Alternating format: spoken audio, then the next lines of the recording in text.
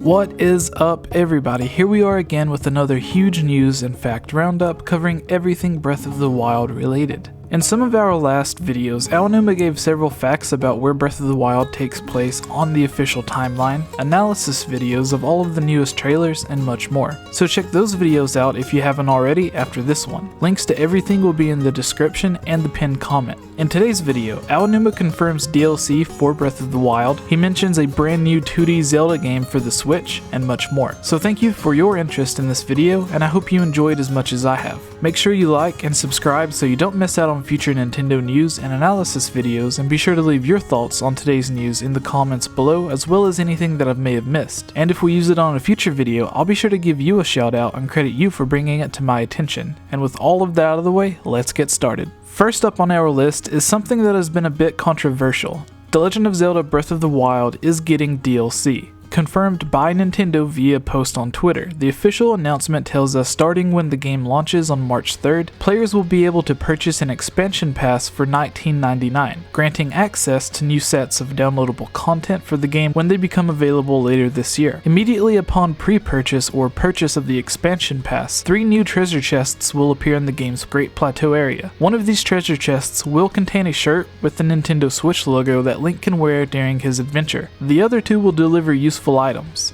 The first content pack is scheduled to launch this summer and will include the addition of a Cave of Trials challenge, a new hard mode, and a new feature for the in-game map. The second content pack will launch in holiday 2017 and adds new challenges that will let players enjoy a new dungeon and a new original story. The expansion pass will be available for both the Nintendo Switch and the Wii U versions of the game and are identical. Content packs cannot be purchased individually. So the controversy here comes with fans thinking Nintendo is releasing the game in an incomplete state or has deliberately withheld dungeons and a portion of the game. This simply isn't true. The only thing you will be getting on day 1 are the 3 chests, which probably takes an hour or 2 to add in the game. The summer and winter content, which is the real reason for buying the expansion pack, isn't even finished yet. You'll be able to download the Cave of Trial with the rest of Content Pack 1 in the summer, and the extra dungeon with the story DLC in the second Content Pack in the winter, because it will take that long for Nintendo to finish everything. Nintendo could have released the game, decided not to continue working on DLC, and dropped all support,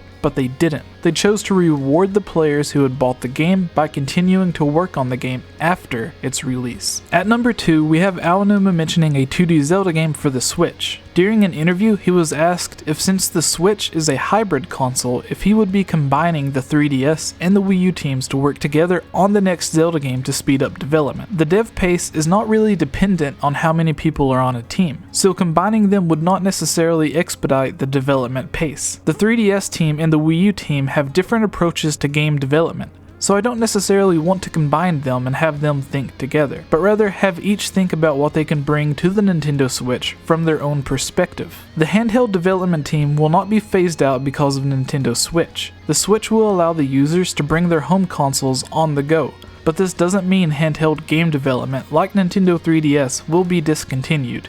Yes, there is definitely a possibility that the 3DS Zelda team is working on a Switch title. There are definitely good things about the 2D world and the playstyles of the 2D world. There are a lot of fans who enjoy that style, the Nintendo Switch style, which is the evolved style of gameplay. I want you to think of it more as an evolved style of 2D style. For the 3DS team, I'm trying to make them think in a more evolved 2D style approach. This is very interesting, seeing as Link Between the World was in fact a fully realized 3D game like Ocarina of Time and Breath of the Wild. However, it used clever camera tricks to look more like a top-down 2D game. We could see this in full effect when the camera penned down for Link to move on a wall like a painting. It's also important to note that Aonuma and Miyamoto joked about a paper Zelda game during a previous interview. Next, we have a roundup of information given during a gameplay demo by Game Informer. Attacking on horseback with items such as pitchforks work very well. You can knock people off their horse and then take the battle on foot. Lizalfos can be covered in snow and then pop out and come to life. Multiple enemies can attack at once. Lizalfos can take up to 6 hearts of damage at once. Make potions to soften your steps and be quieter. Fire arrows work well against Lizalfos. Firing a bomb arrow at a guardian can interrupt their lasers. A laser shot can kill you in one hit if you have 6 hearts. You can wander into areas with enemies that will take you out easily. This is kind of obvious, If a Lizalfos, one of the most common enemies, can take up to 6 hearts, then I'm pretty sure there's other enemies and bosses that will take up to 10 hearts with damage. And since we're getting a hard mode or a hero mode, it probably doesn't even matter if you're going to have all the hearts that's available in the game. You're probably going to be one hit killed by at least somebody. So this is very interesting. Cook a bunch of hot pepper meals to take into snow areas to stop losing hearts from shivering. Serene Stable is one of the stables you'll come across. You can go down to the bottom of the ravine and explore. Bosch Kala Shrine is one of the shrines you can find. One shrine has puzzles where you can control wind vents with your magnet tool to roll a ball to a goal. Almost all shrines have an extra chest in them to grab. Last up on our list is an interesting tidbit from Aonuma, where he mentions he wants Breath of the Wild to make fans laugh. He was asked, "When watching the latest trailer, I asked myself,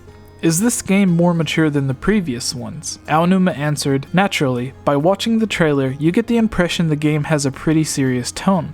But it's because when editing it, we use serious looking and impressive segments that will be the best at grabbing the attention of viewers. But just like other Zelda titles, Breath of the Wild is a game that will make you feel lots of different emotions. Just like in other Zelda games, there are serious and dramatic moments, but also some lighthearted ones that will make you laugh, I hope. It's a game that will both move you and make you laugh. What's up everybody, really quick before we get to the usual end slate, I wanted to mention a quick update for this channel. I'm trying to bring together a few new series other than the usual discussions and news videos that we do. I would like to bring quality reviews, let's plays, do more live streams, a top 10 series, and more analysis videos. However, to do this, I need your help. Between being a new father, YouTube, and my real job, I don't have the time to work on all of these videos. So I would like to bring on other people who can help out from time to time, like Sasizi and others who have helped host and edit videos before. To make this all happen and to get awesome rewards for yourself, head over to patreon.com/GameOverJesse where you can get shoutouts and videos, join our group Discord and chat with us whenever you want, be a guest on some of our videos, and much more. If you haven't already, please like, subscribe, and leave your thoughts in the comments below. I would like to give a huge thank you to this month's Patreons for their support: George Martinez, Glenn Cassio, Henhu Tenen, Lunarium, Magic Tech Review, The Itch Network, and Harris Priest. Thank you all for everything, and it's because of your support that I'm able to find the time to do these videos. If you would also like to support this channel, head over to patreon.com/GameOverJesse where you can find all kinds of great rewards like joining on a video, being added onto our Discord chat, having your discussion or topic featured on one of our videos, and much more, including having your own custom artwork similar to my own, drawn of you in any anime or video game style you would like. Finally, I would like to give a huge thank you to Gnomo Designs and CS Guitar 89 for providing the music and artwork for this channel.